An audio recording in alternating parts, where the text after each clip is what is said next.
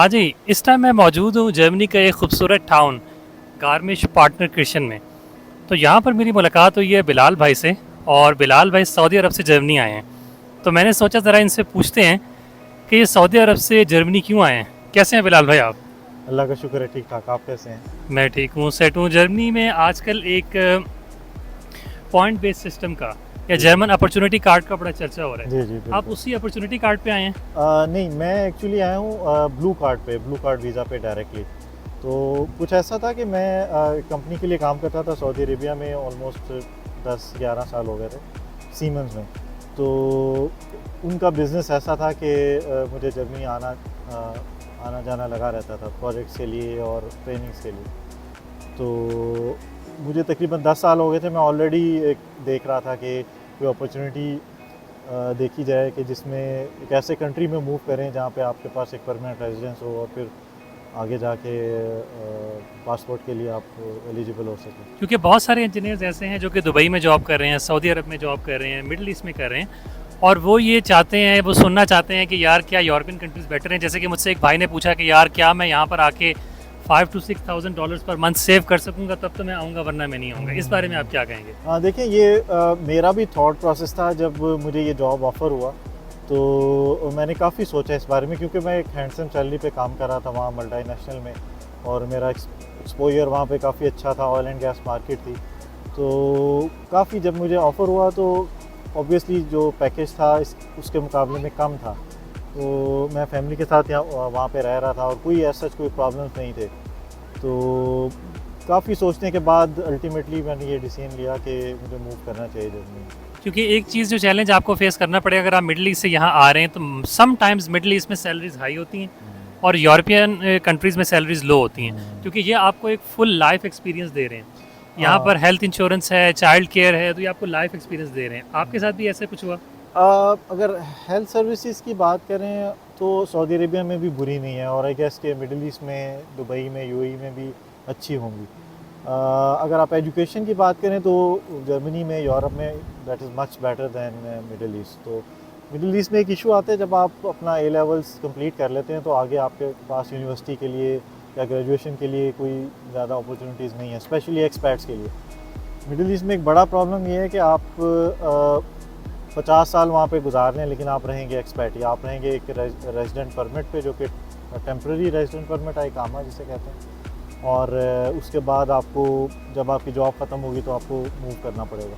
तो मेरे सामने एक एग्ज़ाम्पल थी, मेरा एक दोस्त जो कि ऑलमोस्ट 42 ईयर्स ओल्ड था उस वक़्त, और वो पैदा हुआ था वहाँ पे, उसकी वाइफ भी वहाँ पे पैदा हुई, यानी दोनों के पेरेंट्स आज से 40-50 साल पहले सऊदी अरबिया माइग्रेट कर गए।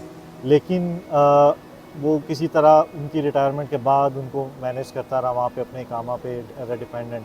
लेकिन एक टाइम आया कि वो उनका वीज़ा या इकामा फर्दर एक्सटेंशन पॉसिबल नहीं था, तो उसके पेरेंट्स को वापस जाना पड़ा।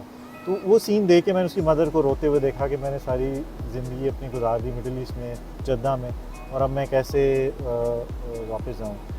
तो उसके बाद मैंने फिर ये सोचा कि एक ऐसे कंट्री में आपको मूव करना चाहिए कि जो कि ओन तो करे आपको, आपको रेजिडेंट परमिट दे, पासपोर्ट दे, आपके बच्चों का फ्यूचर जहाँ पे सिक्योर हो और एजुकेशन की अपॉर्चुनिटीज़ अच्छी हों। तो सैलरी की बात करें तो salary I mean definitely come है यूरोप में, जर्मनी में भी। लेकिन ये है कि अगर आप अच्छे एक्सपीरियंस के साथ आते हैं तो यहाँ पे अच्छी लाइफ लीड करने के लिए दैट इज़ गुड इनफ, आपका लाइफ स्टैंडर्ड अच्छा मेंटेन हो जाता है। और एक प्रॉब्लम यहाँ पर थोड़ा सा है कि यूरोप के अंदर जो फैमिली लाइफ में जिसे ये बात करें, ये क्लोज़ फैमिली, यानी कि आपकी जो बच्चे हैं या आपकी जो वाइफ हैं, उनका तो रेजिडेंट परमिट, उनके ब्लू कार्ड बड़े सिक्योर हैं। लेकिन एक प्रॉब्लम जो कि कनाडा से जर्मनी में डिफरेंट है, वो है पेरेंट्स का वीज़ा। यहाँ पर भी अगर आपने पेरेंट्स का वीज़ा लगवाना है तो वो एक स्टडी वीज़ा टाइप नहीं होगा, वो उससे भी वीक होगा, वो एक टूरिस्ट वीज़ा होगा जो कि 2-3 मंथ्स के लिए लगेगा। लेकिन कनाडा एक ऐसी कंट्री है जहाँ पर लॉन्ग टर्म वीज़ा लग सकता है। तो ये वाला चैलेंज भी आपने थोड़ा सा फेस किया है यहाँ पे आके? हाँ, बिल्कुल फ़ेस किया है। और स्टार्टिंग में तो मतलब मैंने अप्लाई करने का जब प्रोसेस देखना शुरू किया और फिर जब रिजेक्शंस देखी लोगों की, तो यहाँ पे थोड़ा-सा डिफ़िकल्ट है। लेकिन मैंने जो अभी एक और पाथवे यूज़ किया, मेरी सिस्टर नॉर्वे में रहती है, तो उसके थ्रू अप्लाई किया, तो लकीली उनका एक शॉर्ट टर्म जो 90 डेज़ का वीज़ा होता है वो उनको मिल गया। लॉन्ग टर्म के लिए कुछ लकी लोग हैं जिनको 2 साल का या 1 साल का मल्टीपल एंट्री वीज़ा मिल जाता है, जी, जी। जिसमें आप मतलब every 6 months you can stay for 90 days. ठीक है। सो मतलब 6 महीने में एक दफ़ा आपको एग्जिट करना है, then you can come back stay another 90 days. तो आप कह लें 1 साल में 6 महीने, 2 साल में आप ऑलमोस्ट कह 1 साल रह सकते हैं। तो एक ओपनिंग पॉसिबिलिटी है, है। एक पॉसिबिलिटी है, लेकिन ऑफ कोर्स आप कंपेयर करें ऑस्ट्रेलिया से या कनाडा से तो कम है। ऑस्ट्रेलिया में आई थिंक 10 इयर्स वीज़ा आप हाँ जी, अप्लाई और कर सकते कनाडा हैं। में ऑलमोस्ट 5 कनाडा इयर्स का में वीज़ा जो पेरेंट्स के लिए आप अप्लाई कर सकते हैं। हाँ जी बिल्कुल कर सकते हैं। और थोड़ा-सा ये चीज़ है कि जैसे आप यूरोप में, अभी हम बवेरिया में बैठे हुए हैं, पीछे एक बड़ी खूबसूरत गार्मिश पार्टनर क्रिश्चियन लेक है, यहाँ पर हाइक्स हैं, माउंटेन्स हैं, नेचुरल ब्यूटी है। तो ये बेसिकली मिडल ईस्ट में रहते हुए भी आपको ये वाला फैक्टर ज़रा मिसिंग है, क्योंकि आप एयर कंडीशनिंग इन्वायरमेंट में रहते हैं, घर में एसी, कार में एसी, ऑफिसेज में एसी। तो यहाँ पर आके थोड़ा सा ज़रा आपको ये डिफरेंस फील हुआ है कि आप सिटी सेंटर में वॉक कर रहे हैं, आप बाहर जा रहे हैं। बिल्कुल, मुझे याद है कि मेरे सारे बच्चे जो हैं वहाँ पैदा हुए हैं, माशाल्लाह 4 बच्चे हैं मेरे, माशाल्लाह। जद्दा में पैदा हुए हैं। तो उनकी एक्टिविटी क्या थी, स्कूल से पहले या तो टैब, मोबाइल, लैपटॉप, और स्कूल के बाद भी यही था कि स्कूल से आके उन्होंने लैपटॉप पे या टैब पे बैठ जाना और सारा दिन एक्टिविटी वहाँ ज़्यादा से ज़्यादा है। आप खाना खाने के लिए चले जाएँ कहीं पे, जी। वो भी आप कितना कर लेंगे, कर मतलब लें। खाने की आउटिंग कितनी कर लेंगे। यहाँ पे ये है कि मतलब मेरी फैमिली, वाइफ बच्चों को लेके सिटी सेंटर चली जाती है, कहीं घूमने के लिए चली जाती है, और मुझे ये थोड़ा सा आप कह लें कि सिक्योरिटी वाइज ये ख्याल नहीं आता कि यार वो अकेले जा रहे हैं तो कोई इशू है। तो ये चीज़ बड़ी पॉजिटिव है। सऊदी अरेबिया भी ओवरऑल एक सेफ़ कंट्री है, लेकिन अगर आप बात करें कि आपकी फैमिली बच्चों के साथ, वाइफ जो है वो आपके बगैर कहीं चली जाए और ज़्यादा देर के लिए चली जाए, तो थोड़ा सा वहाँ पे डिफ़िकल्ट है ये। और एक पॉइंट ऑफ व्यू जहाँ पे बड़ा डिस्कस होता है कि पहले जब आप जर्मन नेशनलिटी ले लें तो उसके बाद आप सऊदी अरब या मिडल ईस्ट चले जाएँ। क्या कहते हैं इस पॉइंट ऑफ व्यू के हवाले से? टू बी ऑनेस्ट यही सोच के आते हैं सारे जो सारे मिडिल ही ईस्ट से सोच के आते आते हैं, हाँ जी। सब यही मिस करते हैं। वहाँ की लाइफ में कुछ आसानियाँ हैं। जी, जी। एक कम्युनिटी पाकिस्तान की वहाँ पे बड़ी है, जी। फूड वहाँ पे पाकिस्तान का ज़्यादा है, फिर करीब भी है, मतलब फिज़िकली आपके ज़्यादा करीब है। पाकिस्तान से फ़्लाइट जो है वो 1 गो में फ़्लाइट है आपकी, तो आपका पाकिस्तान के साथ कनेक्शन वहाँ स्ट्रॉन्ग है।